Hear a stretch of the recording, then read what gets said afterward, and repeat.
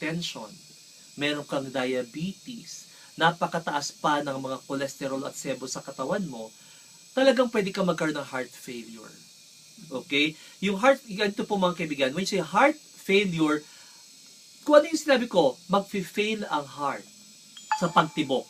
Okay? Meron pong normal na heartbeat, di ba? 60 to 100 ang normal heartbeat. Meron po talagang normal na puwersa ang puso natin para masuplayan niya ng buong buo ang katawan po natin. May 4 pong chamber or 4 na kwarto po ng ating pong puso na may mga pinto-pinto, may pintuan yan. So, dapat normal lahat ng kilos niyan. Okay?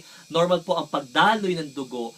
But, pag dumating na po ang pagkakataon po natin na talaga pong dahil sa mataas na cholesterol level, mataas na bad cholesterol, mataas na triglyceride, mataas na blood pressure, kikipot na po talaga yung daluyan ng sirkulasyon, mataas na blood sugar, sisirain na po ito mga capillaries po natin. Darating po ang time na mag-fail ang heart.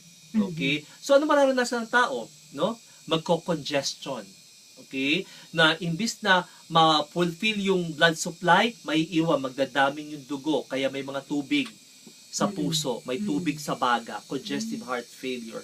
Okay? Pagka ganyan pong mabagal na po ang pagtibok ng puso, wala na pong puwersa ang mangyayari, nahirapan ka ng huminga, magsuklay ka lang, kinakapos ka na ng paghinga, umakit ka ng 2 stairs ng hagdanan, hinihingal ka na. Damputin mo lang yung naglalagay ka lang ng sintas sa sapato.